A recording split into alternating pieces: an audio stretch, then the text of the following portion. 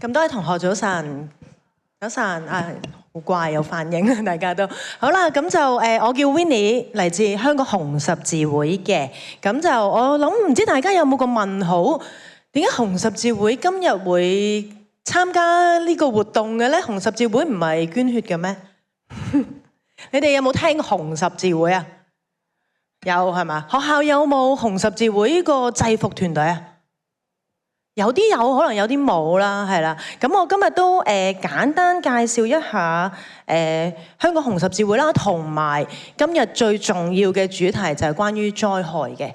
咁紅十字會咧，其實喺香港都已經都係一個好有歷史嘅一個團體嚟嘅機構嚟㗎啦。咁我哋就喺1950年就已經成立㗎啦。咁而家計一計數下手指咧，都已經75年嘅歷史嚟㗎啦。咁我哋喺香港或者喺海外啦，其實就有而家大家畫面見到嘅唔同嘅服務範疇啦。咁啊，頭先我唔記得介紹我自己嚟自邊一個部門喎。咁我嚟自嘅部門咧，就係叫社區避災服務。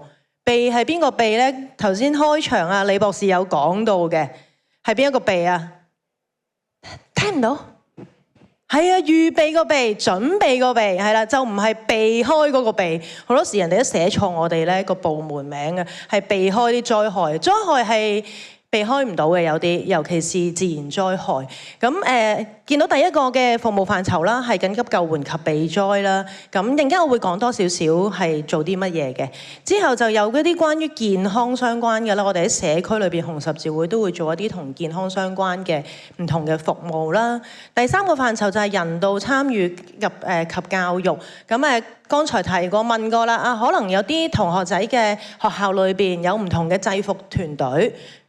平時聽嘅可能係童軍啊、女童軍啊、交通安全隊啊等等啦，紅十字會都係其中一隊嚟嘅，係啦。咁除咗用制服隊伍去讓啲學生知道咩係人道咧，我哋仲有喺我哋嘅大樓，我哋喺奧運站附近啦，我哋個大樓就有一個人道教育中心，咁就係透過一啲體驗活動，希望大人啦、小朋友啦都可以自己實際親身去體驗，知道究竟講緊人道係啲乜嘢咧？啊，可能聽咗好多人道救援啊，好多人道嘅工作啊。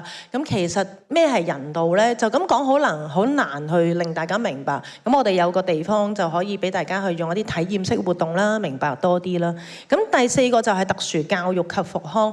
咁未必大家係好成日聽嘅特殊教育。其實香港紅十字會原來有辦學㗎喎，係啊，大家可能聽得多保良局、東華三院、仁濟醫院啊，原來紅十字會都有做學校嘅，但係佢做嘅學校就唔係俾一般主流嘅學生，就係一啲肢體傷殘，即係可能先天啦或者後天唔同嘅原因，令到佢未必可以返到好似大家小朋友你哋在座嘅同學仔返緊嘅主流學校，可能佢返學係要用一啲唔同嘅儀器，一啲呼吸機，可能要坐特製嘅輪椅，可能佢腦部或者其他唔同嘅等等嘅問題，佢需要多啲嘅照顧，需要多啲嘅準備先可以返學上堂。咁呢個就係紅十字會做嘅一個嘅學校。咁有啲特殊嘅教育應該有啲嘅運動員，一啲嘅殘疾運動員咧，其實就係我哋特殊教育學校一啲嘅啲師兄師姐嚟㗎啦，係啦。咁大家如果有睇殘奧啊，或者唔知大家在座媽咪或者家長或者老師可能知啦，蘇華偉其實就係我哋特殊教育學校嘅其中一個嘅畢業生啦，係啦。另外有啲玩硬地滾球攞好多金牌嗰啲咧，都就係我哋紅十字會學校會嗰啲嘅學生嚟㗎啦。咁所以呢個就係我哋紅十字會主要喺香港裏邊會做嘅一啲嘅工作啦。咁去到我哋自己負責嗰個部門，即係緊急救援及避災啦。上面呢3張相咧，就係唔同香港發生一啲災害嘅時候咧，會出現見到我哋身影嘅一啲嘅相片，係啦。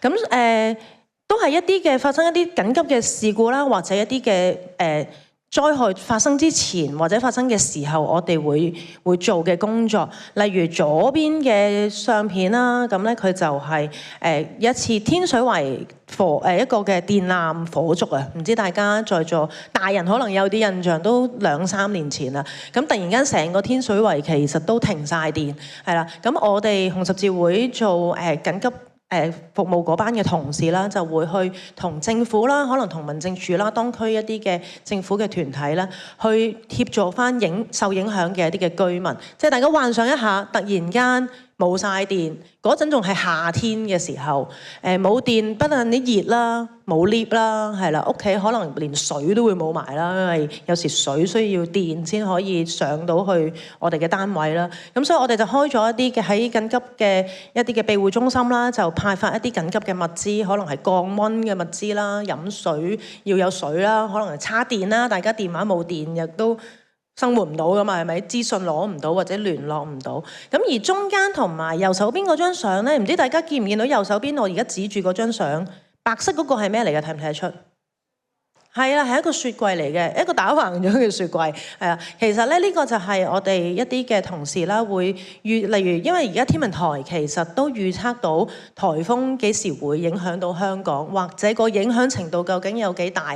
咁我哋同事就會預早就住呢個嘅情況，可能大澳，大家唔知有冇聽過呢個地方？大澳喺東涌再搭巴士入去嘅一個地方，其實嗰度都有好多人住嘅，而有啲係長者啦，或者佢哋住嘅地方係好容易會水浸，一陣間我都會講嘅，係啦。咁我哋就會預早咧，就幫佢喺嗰個屋企將一啲貴重嘅嘢、家私、電器預早就升高，就好似見到而家呢張相片咁樣啦。咁下面嗰3張相咧，就係我做嘅部門啦，社區避災服務啦。我哋會做唔同嘅教育嘅工作啦。我哋有一啲工作坊啦。左手邊嗰張相咧，其實就科學館嚟嘅，係啦。咁我哋一個月一個月都係1至2次啦，就喺科學館嘅地球科學廳就有颱風、地震呢啲嘅題目。咁你哋得閒入開嚟玩咧，又遇到我哋嘅話咧，都可以去聽下我哋呢個嘅講座啦。咁另外就係我哋有架流動嘅防災車啦，咁啊透過一啲好短短嘅體驗活動，讓參加者明白到啊，原來喺一個普通居住嘅地方遇到災害嘅時候，其實應該要點樣去處理咧？應該點樣去做咧？咁第3張就係一啲攤位遊戲啦。咁我哋自己會舉辦一啲活動啦，或者有時我哋會參加其他唔同嘅政府部門啦，或者團體邀請我哋。咁我哋就會用啲簡單嘅攤位遊戲，俾市民好快脆玩完就明白啊一啲避災嘅知識。咁呢個就係我哋紅十字會做嘅服務。好啦，咁啊講咁多紅十字會嘅服務，咁我哋去返今日嘅主題災害。咁其實香港有嘅災害好多好多。天然嘅災害有啦，城市嘅災害都有啦。咁講唔晒嘅，因為我得30分鐘嘅啫。咁所以今日主要咧會同大家分享多啲同因住氣候變化而帶咗好多極端天氣嚟嘅。其實香港都有，唔知大家感唔感覺到？頭先第一 part 啊，李博士都講咗少少氣候變化，其實有幾多自然災害影響緊全個世界、全個地球。咁我就集中啲，我講香港係啦，等大家近啲，個感覺強啲係。好啦，又問下大家啦，香港有邊啲嘅極端天氣現象咧？隨便嗌出嚟都得㗎。颱風係，仲有咧大雨係，仲有咧水浸、山泥傾瀉係嚇，一年比一年熱係啦，啱晒啦，俾你講晒。係啦，最低嘅溫度都係咁升落去喎，好犀利啦！都有做啲功課，大家都有留意，即係我都好開心，同學係有留意到，因為其實科學唔係淨係科學自己㗎，科學其實同我哋嘅社會同我哋成個社區係好有關聯㗎。你係點樣將科學嘅知識擺喺個社區裏邊，然後你點解要做？唔好話因為要做功課，就算係我哋平時，其實我哋都要了解多啲好多科學嘅知識或者科學一啲嘅現象，係影響緊我哋人類，影響緊我哋成個社區嘅。咁所以非常之好。頭先你哋嗌出嚟嘅答案呢，都係正確，都係我陣間接下嚟想講嘅一啲嘅題目。香港有嘅極端天氣現象包括好熱啦，頭先同學仔講越嚟越熱，一年比一年熱，係啦。天文台俾我哋嘅數字都係一個咁樣嘅現象嚟嘅。寒潮啦，可能唔係好凍喎，而家唔係唔凍咩？其實而家我哋嘅天氣寒冷，即係冬天咧，好奇怪嘅。今日都叫熱嘅，而家有成廿幾度，係啦。但係夜晚我哋又可能會凍啲，得嗰15、16度。下個禮拜又轉冷，嗰個嘅日夜溫差咧，甚至乎係可能同一個星期裏邊嗰個嘅氣溫都會驟降得好大。咁有咩影響咧？咁都係凍啫。咁陣間都會同大家講，其實係咪所有人都可以適應到一個咁樣嘅溫度咧？時冷時熱10幾度嘅一個嘅溫差，身體係咪真係可以抵擋得到咧？我哋可能一般成年人可以，但係好細嘅小朋友、長者、長期病患，佢哋其實都會受呢個影響。超強嘅颱風啦，2025年幾多個颱風有冇印象咧？諗下先，陣間我會講，係啦，記住喺個腦度先。2025年又有好多紅雨、黑雨、黃雨咁樣喎。其實呢啲全部都係一個事實話咗俾我哋聽。香港其實都已經有好多唔同嘅極端天氣影響緊我哋，而呢啲嘅極端天氣就係帶嚟嘅一啲嘅災害，係啦。熱啦，我哋講熱先啦。天氣好熱喎，有幾熱呢？考下你哋啦，喺天文台嘅數據啦，或者係香港有記錄以嚟，邊一年發出酷熱天氣嘅日數係最多嘅呢？ A， 我哋陣間舉手下 A 嘅就係2023年，覺得係 B 嘅就係2018年。咁好啦，覺得係 A 嘅舉隻手嚟睇下。係喎，哇，都唔少喎。OK， 有冇人覺得係2018年啊？係明顯係冇嘅，係啦，其實係啦，答案係2023年，有幾多日呢？總共有54日呢，都係有呢個酷熱天氣嘅警告。一年有幾多日啦？365日，我哋有50幾日都係酷熱天氣。咁你唔好諗住喂2025年唔熱咩？其實爭一日啫，53日。所以其實喺近呢3幾年呢，都係徘徊喺一年有50幾日都係有酷熱天氣。咁酷熱天氣幾多度先至會發出啊？天文台先會發出呢個警告啊 ？A 33度 ，B 35度 ，A 嘅舉手。開始猶豫啦，有啲想上網揾資料啦。唔緊要，你上網揾都好啊，起碼我哋要知道。好 B 咧35度咧，兩個答案都有啲 fancy 喎。好啦，實際係33度咧就會發出，但係其實唔係一個絕對話搭正33度先至出嘅。有時可能你見未去到33度，天文台會再因住而家大家右下角見到嘅暑熱指數呢4個嘅指數咧，亦都會發出酷熱天氣警告。咁好啦，咁酷熱天氣警告係代表咩呢？其實呢個係一個預警嚟嘅，亦都要話俾大家知，喂，好熱喎，我哋要做啲乜嘢？如果我哋喺戶外嘅時候，我哋更加要小心留意，因為天氣咁熱呢，亦都係會致命嘅。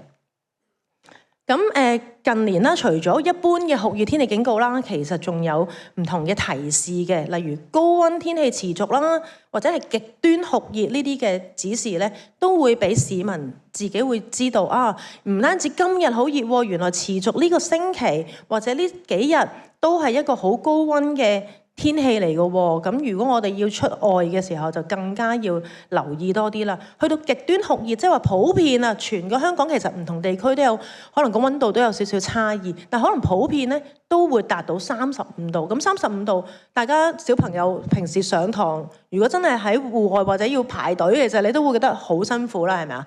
咁如果係一啲戶外工作嘅朋友，佢更加係需要關注啲啦，因為有機會熱到中暑啦，亦都會身體可能會有好多唔舒服嘅狀態啦。咁所以呢個酷熱天氣嘅警告咧係非常之重要嘅。而喺2025年啦，即係啱啱上一年啦，10月份咧，亦都係錄得最高嘅氣溫，喺10月都有33度咁高嘅一個溫度。咁所以亦都係事實證明咗俾大家知道，而家我哋係俾氣候變化影響緊，全球嘅氣溫都係上升，包括我哋香港呢一個嘅地方。咁簡單講少少點樣應對啊？我相信大家都可以返去之後再揾多啲嘅資料嘅。咁留意天氣嘅嘅預告啦、預報啦。如果真係會戶外活動嘅話，其實就定時要補充水分啦。可以避免就唔好喺暴曬啦，着淺色啦嘅衣物啦，搽防曬等等嘅嘢啦。適當咁樣去開呢個冷氣或者用風扇去降溫係需要。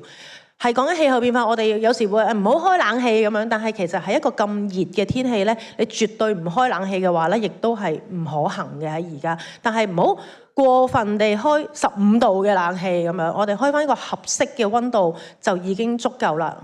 咁而最尾一個點係想大家記住嘅，喺酷熱天氣，因為其實好多長者或者好多慢性病嘅朋友咧，其實係受嘅影響會更加大，咁所以大家記住，如果知道天氣越嚟越熱，屋企有可能有爺爺嫲嫲、公公婆婆一啲長者，提點佢哋要開下風扇，定時飲下水，咁呢啲我覺得大家係可以做得到嘅。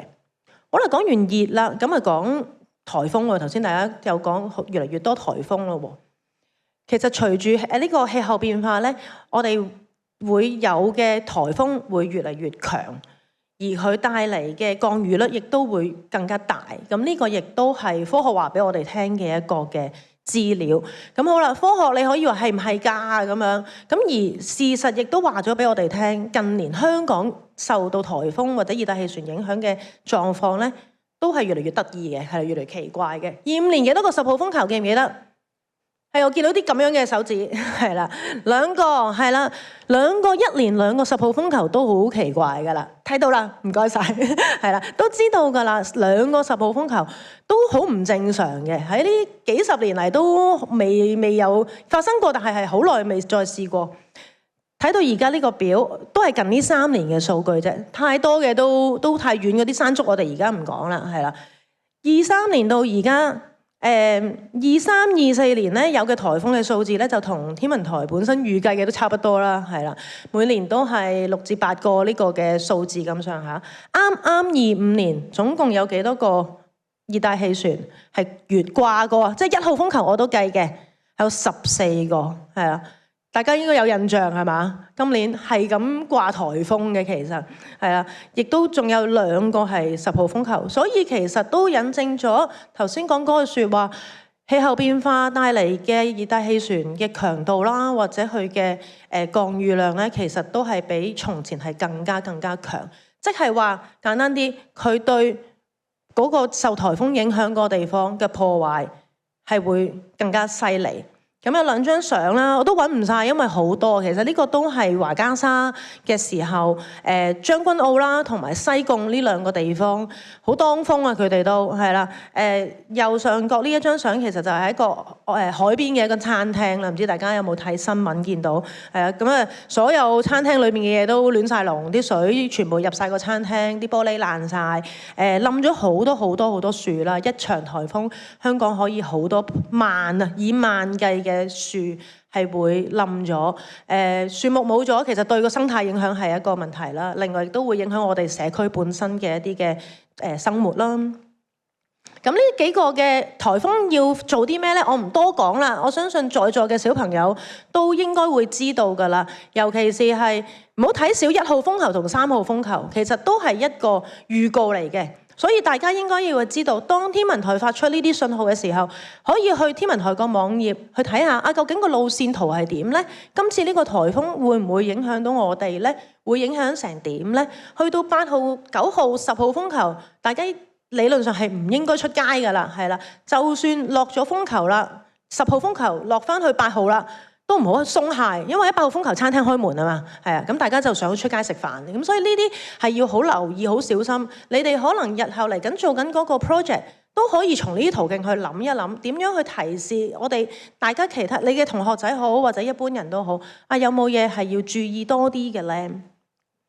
咁因住颱風或者熱帶氣旋啦，其實亦都會有另外一個現象會出現，就叫風暴潮。相片認唔認得喺邊度啊？杏花村啦，每一次打風新聞都會去嘅一個報導嘅一個地方啦，因為佢係沿海嘅地方啦。咁而家呢張相見到嘅咧，就係佢個浪係非常之高。其實風暴潮就正正因為熱帶氣旋嚟嘅時候，會令到個氣壓好低，海水會吸起咗。咁同步仲有風喎，咁風佢就會將嗰啲吸起咗嘅海水就打上岸。可能平日少少嘅海浪咧係唔會上到岸上邊嘅。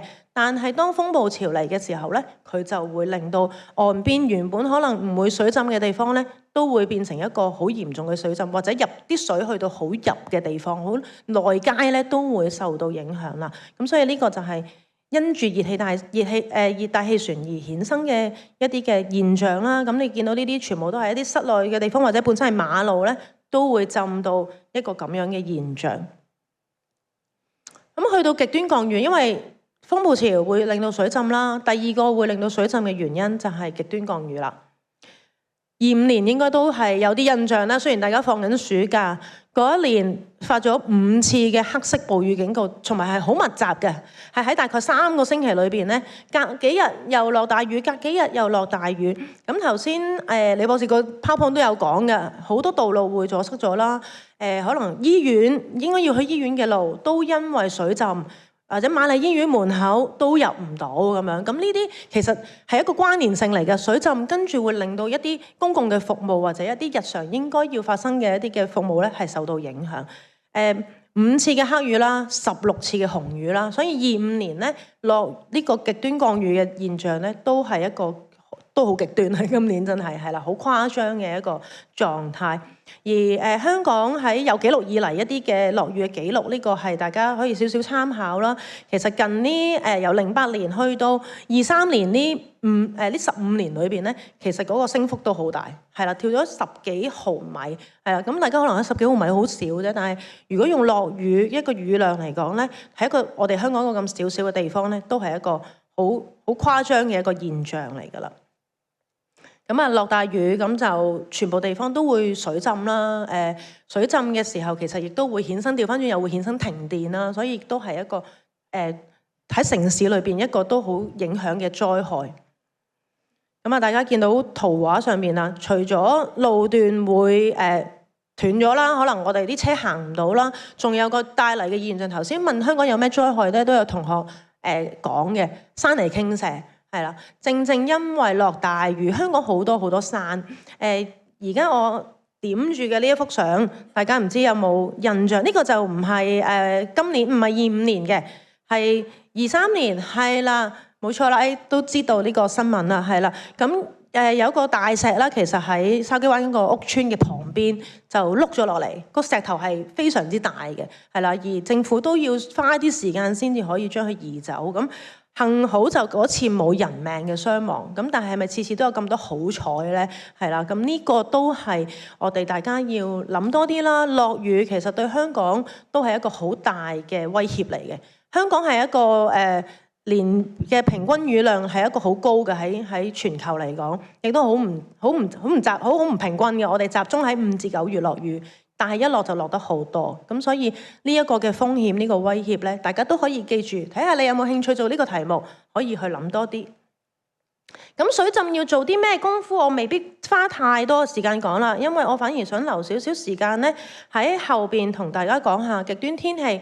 頭先就講咗好多唔同災害係點樣發生，係咩嘅情況，喺香港係一個咩嘅情況。其實仲有好多嘅社區啦，或者群體咧，係就住極端天氣而受到影響。咁希望都大家可以聽完之後有少少啟發，喺做你嗰個嘅探究嗰個 project 裏邊，會唔會都有啲可以諗到你嘅發明咧？係啊，為咗做係發明組啊嘛，我記得係啦。咁啊，又問下大家咯。呢個係香港嘅地圖啦，係啦。咁啊，有唔同嘅區域寫咗喺個畫面上邊啦。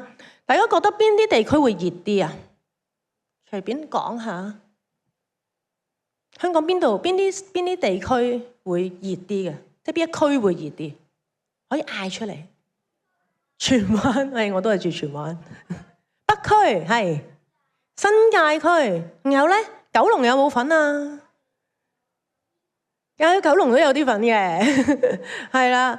仲有西貢係啦。嗱，而家畫面紅色咗嗰啲字咧，就係氣溫係特別高啲嘅地方。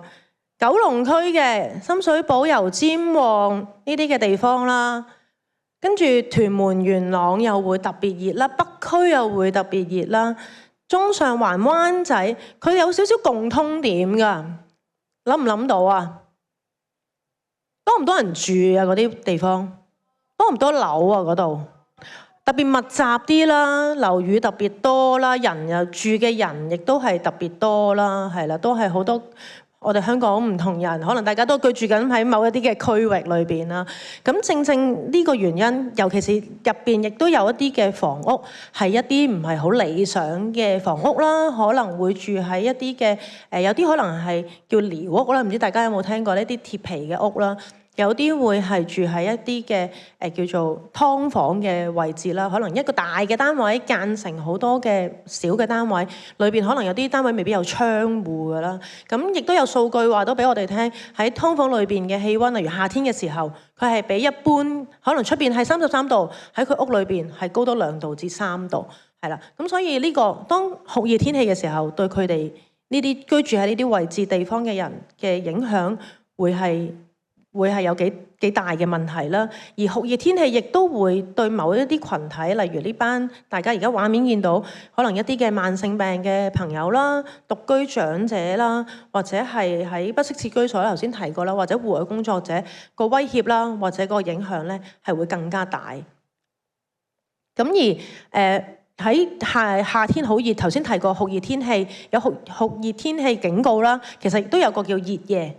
超過28度咧，天文台就會定義嗰日個夜晚係熱夜嘅一個嘅説法嚟㗎啦。咁而熱夜咧嘅死亡風險，即係話如果喺一個咁熱嘅夜晚，佢可能唔開冷氣、唔開風扇，對佢嘅死亡風險咧係比起日頭咧係更加大嘅，因為佢會鬆懈咗，佢覺得而家夜晚冇太陽。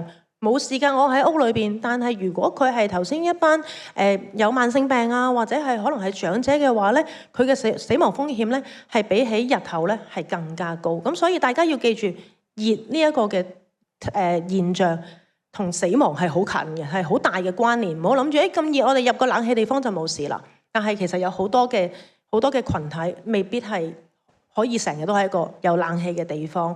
咁所以大家亦都可以有呢個嘅記住係啦，原來天氣熱都係一個好大嘅影響嚟嘅。好啦，又係呢幅地圖啦。咁今次就問沿岸低窪嘅地區，大家又講唔講到少少？鯉魚門、杏花村、西貢、大澳，話你係咪睇到我個答案呢？係啦，咁咧呢啲都係喺香港一啲沿岸啦、低窪啦，甚至乎頭先有啲人冇講喎，例如元朗新田啦，其實元朗好多好平原嘅地方。佢好容易積聚咗啲嘅水嘅，如果一個落緊大雨嘅時候，所以都係一啲水浸嘅黑點嚟嘅。大埔林村啦，呢啲都係如果落大雨嘅時候咧，都係一啲嘅水浸嘅黑點嘅地方。頭先同學仔全部都提過晒啦，可能大家都有睇下新聞，知道下西貢、鯉魚門、杏花村、大澳等等，呢啲都係一啲沿岸低窪，好容易有水浸風險嘅地方。咁去到講完地區咧，仲有啲群體咧，都想大家去留意一下，諗多少少，因住呢個嘅香港好多唔同嘅自然災害，其實呢啲嘅群體都會係容易受到影響。長者啦，一啲不適切居所或者寮屋嘅住戶啦，多元文化人士啦，我唔知大家而家學校會唔會都有啲非華語嘅同學仔啦，係啦，有啲行動不便或者坐輪椅嘅人啦，其實佢哋喺災害之下咧，其實都係一啲比較容易受影響嘅。例如長者，佢可頭先提過啦，天氣熱或者天氣突然凍，其實佢好容易就會中暑或者室溫或者即係低溫啦。不適切居所嘅人，佢個住屋嘅環境已經唔係太理想，佢未必抵禦到一啲咁極端熱或者極端凍嘅一啲嘅天氣，咁所以對佢嚟講會特別容易受到影響。殘疾人士啦，大家幻想得到喺水浸或者係真係颱風，佢突然間你要佢去撤離佢個地方，佢要逃生嘅時候，應該比我哋一般人更加困難。咁呢啲都係喺遇到而家一啲嘅災害嘅時候，佢可能會面對到嘅一啲嘅風險或者威脅啦。少數族裔啦，或者我哋叫多元文化人士啦，佢哋未必個個識中文，或者佢識講廣東話，但係佢唔識睇中文。一啲預警嘅資訊或者係一啲逃生嘅資訊，佢係咪完全知道咧？喺香港應該要點樣做嘅咧？係啦，咁所以呢個咧都係喺我哋做災害或者做避災嘅時候咧，會關顧多啲嘅一啲嘅群體。咁所以同學們，如果你哋嚟緊做你嘅project 嘅時候，可以亦都從呢個角度諗一諗啊，其實喺應對唔同嘅災害時候，原來唔同群體都有佢嘅困難。有冇啲發明係可以幫到佢哋手嘅咧？係啦，呢啲係我哋日常喺社區裏邊會預計到會接觸到嘅一啲嘅群體。咁所以希望大家都可以透過我啱啱呢個嘅分享啦，攞到多少少嘅 insight 啦，有少少嘅啟發啦，係啦，幫助到你哋之後做你哋嘅功課 project 嘅一啲嘅能力，好唔好？咁就我嘅分享今日嚟到呢度，唔該晒。